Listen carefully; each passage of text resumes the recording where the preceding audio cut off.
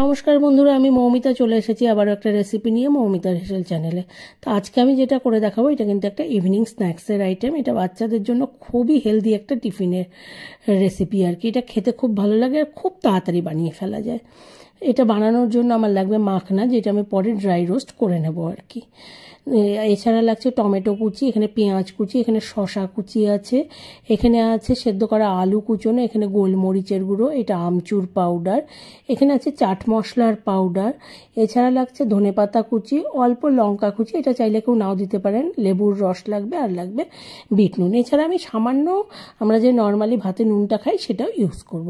প্রথমে আমি মাখনাগুলোকে dry roast করার জন্য একটু কড়াইতে দিয়ে দিলাম। এটা 5 মিনিট মতো আমি রোস্ট করব, তাহলে কী হবে, একটু ক্রাঞ্চি ভাবটা আসবে। এছাড়া মাখনাটাকে আমি রোস্ট করতে বসিয়ে দিলাম। এদিকে আমি মিক্সিং বলে সেদ্ধ করা আলু, কুচিয়ে রাখা যে আমি রেখে দিয়েছিলাম আর কি শশাটা, সেই শশার কুচি, তারপরে হচ্ছে আপনার পেঁয়াজের কুচি, টমেটোর কুচি, ধনেপাতা কুচি, লঙ্কা কুচি সব একসাথে দিয়ে এগুলোকে কিন্তু আমি মিক্স করে নেব। ভালো করে মিক্স করতে হবে এগুলোকে।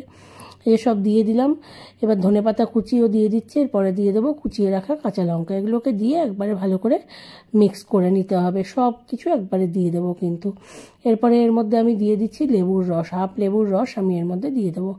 লেবুর রসটা একটু টক টক ভাব আনবে, টেস্টটাকে ভালো করবে, সব কিছুকে একটু জুসি করবে সেই জন্য।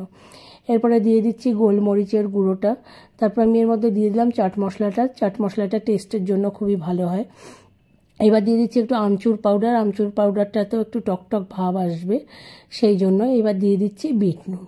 এরপর আমি দিয়ে দেবো জাস্ট হাফ স্পুনেরও কম এমনি যে নর্মাল নুন হয় সেটা, যে একটুখানি জাস্ট দিলাম। এবার এই সব ইনগ্রিডিয়েন্টসগুলোকে ভালো করে মিক্স করতে হবে কিন্তু। আর এদিকে দেখতে পাচ্ছেন মাখনাটা একদম হয়ে গেছে, সুন্দরভাবে রোস্ট লাল লাল হয়ে গেছে। এই যে সব উপকরণগুলোকে আমি ভালো করে হাত দিয়ে দিয়ে মিশিয়ে নিচ্ছি, দেখতে পাচ্ছেন একটা খুন্তি দিয়ে ছোট আর কি কিছু দিয়ে ভালো করে মিক্স করতে হবে। মিক্স করাটা খুব সুন্দর করে নিতে হবে, সব যেন ভালোভাবে মিশে যায়, আর লেবুর রসটা সব দিকে যেন মিশে, তাহলে জুসি ভাবটা আসবে। সব মিক্স করা হয়ে গেলে এবার জাস্ট আমি মাখনাটা দিয়ে দিচ্ছি। মাখনাটা দিয়ে আর বেশিক্ষণ রাখবো না, জাস্ট হালকা টস করে দেবো, দিয়ে এটাকে আমি সার্ভিং বলে সার্ভ করে দেবো। আমার কিন্তু রেডি হয়ে গেল গিয়ে মাখনার চাট, যেটা বাচ্চাদের খুব হেলদি খাওয়া, খুবই ভালো। মাখনা বাচ্চাদের জন্য খুবই ভালো খাওয়া।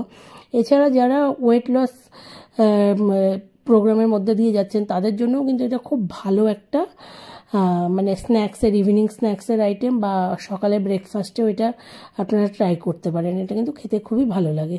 তো রেসিপিটা ভালো লাগলে একটু শেয়ার করবেন, লাইক করবেন, আমার চ্যানেলটাকে প্লিজ একটু সাবস্ক্রাইব করবেন আর একটু কমেন্ট করবেন।